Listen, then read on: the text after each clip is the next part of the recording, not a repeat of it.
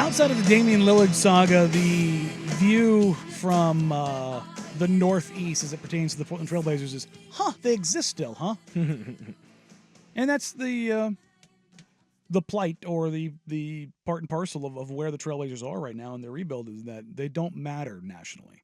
Without a face of the franchise, without a foundational building block, without a guy who's looked at as a top 10 player in his prime and a first ballot Hall of Famer in Damian Lillard, there just isn't a lot of buzz that 4,000 miles away anyone cares about. And with that, you kind of get locked in your own bubble. Zach Lowe has the 7 most discussed teams in the offseason, and he has the likely tankers as the Trailblazers. He mentions that the Blazers have finished below 500 only 8 times in the franchise's existence. That's pretty good. I bet most people didn't know that. I didn't know that. And was it 54 years? Yeah. Mm-hmm. No? Right, Meow? That's pretty good. Yeah, that was the 70-71 season? Yeah. Was the inaugural season? So it's been a hot minute. They're very, very, very historically good. I believe they have the 6th highest winning percentage in basketball. They've fallen off for the last couple of years. The Suns passed them up, who've only existed for a little less. Was it 1990? The Suns became official? Remember it like it was yesterday. No, not 90. No. 80. It was in the 80s because Barkley, right? Barkley gets over there. I can't remember now. No, Barkley came around. That was in the 92. Yeah. So they had to have been. No, they were around. I 80s. meant to say 80, but I think it's 80 because they were an expansion franchise. 68. God, was it really? I guess they were an ABA crossover team. Good God, I thought they were younger. I don't think they were an ABA. No. When they came together. Oh, okay. God, really? No, that's 78. Yeah. God, They were on before, yeah. They were an original. 68. God, my brain again. Like I said earlier today, my brain is mush. So. Thinking about the offers you're going to get your 4-star quarterback. You're damn right. How I got to pitch it to him, man. A championship contender, coach prestige. You want this Lambo? Look, man, it's really hard. Like I'm really recruiting Texas hard. That's why I chose Houston. I had a little hotbed to work with. Right. Got to keep them close to home. But the first line in here, I want this to echo into the ears and brains of Blazers fans far and wide. The Blazers will be bad by design ahead of the loaded 2025 draft headlined by Cooper Flagg. That's right. Stop going, well, I could see them winning 37 games. No, you can't. No, you can't. No, you can't. And it is going to be by design. It is going to be by design. This organization and 5 other organizations are already plotting on driving a car off the cliff. Lag for flag. Capture the flag, baby. Come on now. It is going. How about a pooper for Cooper? There you go. Babe. Talking to executives and front office personnel and coaches that were at Team USA when Cooper Flagg was playing, it was already like, yeah, the teams are gonna tank pretty hard for Cooper.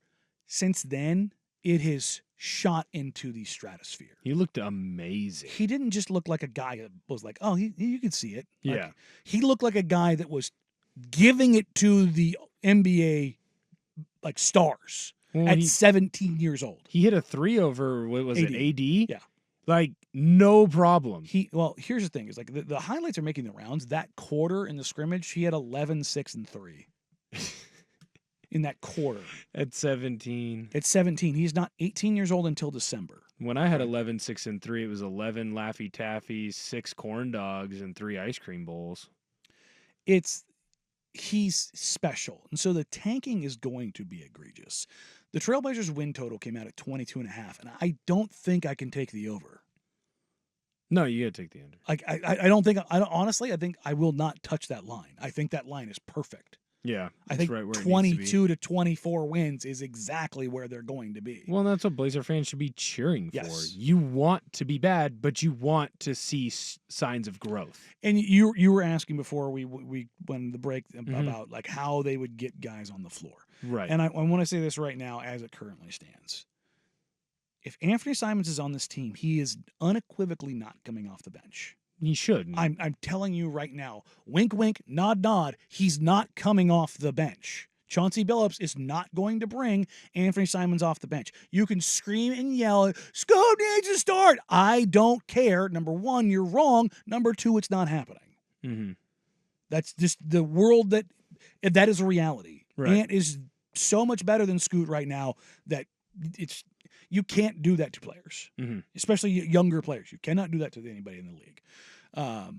I hope Scoot comes out and makes it a legitimate, difficult decision.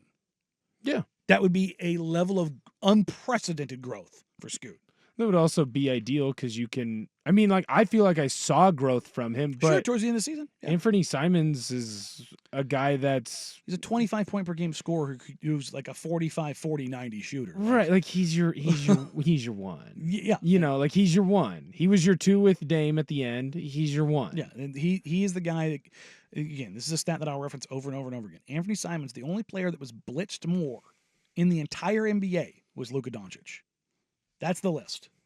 Like, that's how egregiously they wanted to get the ball out of his hands, okay? But as far as, like, how you fit guys together with Donovan Clingan, right now, as the roster currently sits, Anthony Simons, Shaedon Sharpe, Denny Avdia, Jeremy Grant, DeAndre Ayton. That's your starting lineup. Mm-hmm. I would like to see that with just Donovan Clingan. Same group, but just bring him swap DA out for Clingan. Let's see how it looks. Have him be the sixth man. Yeah, just have him be like, let DA play the first 6 minutes, then get Clingan in there for a nice little 5-6 minute shift. Well, how do you think that can work though with a guy like DA who's already viewed as kind of aloof and maybe unhappy in certain spots? And as long as he's getting his touches and he's playing his 32 minutes, I think he's totally fine.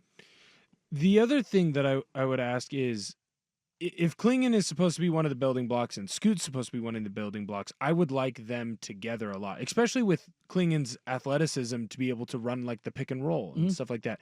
How do you think the Blazers are going to be able to work that in for those? And that's the interesting thing here is,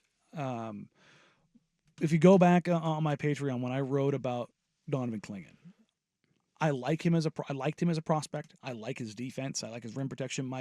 The passing. My concerns were around the offensive side of the game. His ability to be an above the rim player. His ability to work on the roll.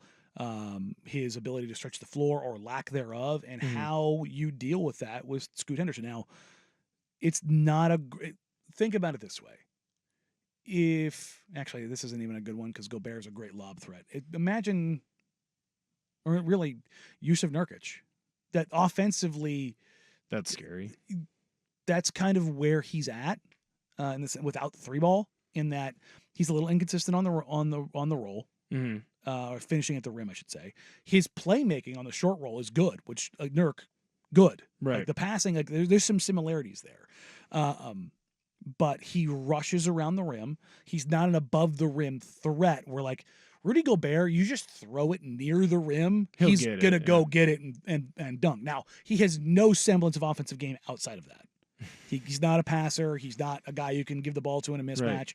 I think Clingan can eventually get there and be like a guy that if you switch, 1 and 5 in a pick and roll and you reset and he drags a point guard down to the paint, that he's got better body control.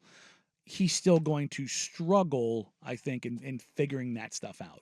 But yes, I do agree you need to get him on the floor, but I'm not so far to the point of like, I need to see Scoot, Shaedon, and Donovan together because I don't know if Scoot is the guy yet. And that for me needs to be answered before you're prioritizing those three guys getting on the floor. Those minutes. Yeah. Now, would I like to see it? Absolutely. Could that be a way of determining if he is the guy? Like if these two work well together, that could be a way you would think of being like, hey, here's the growth. Here's the path that we have with Scoot. Yes and no in the sense of, no on because like if you look at how it kind of grew a little bit with DeAndre Ayton towards the end of the season, DA is a much better offensive player.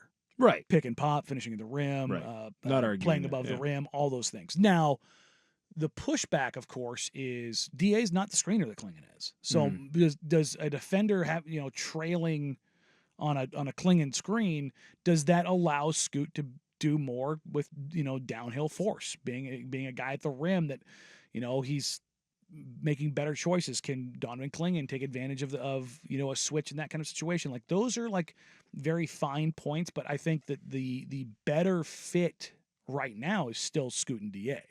Okay. So So that'll be better for Scoot's growth to stay with DA as much as he can. I think so early on, Mhm. until he shows that number one, he can A, shoot it, or or B, get to the rim and finish. 'Cause Right. those and to me the bigger thing is being a finisher, because I don't think Scoot's ever going to be a plus shooter, but I think he has the capacity to be a perfectly fine shooter. Right. So He can develop into it, take his time. yeah, and I think that's kind of where you're looking at, is like, that's an interesting spot to be. What can you do with this?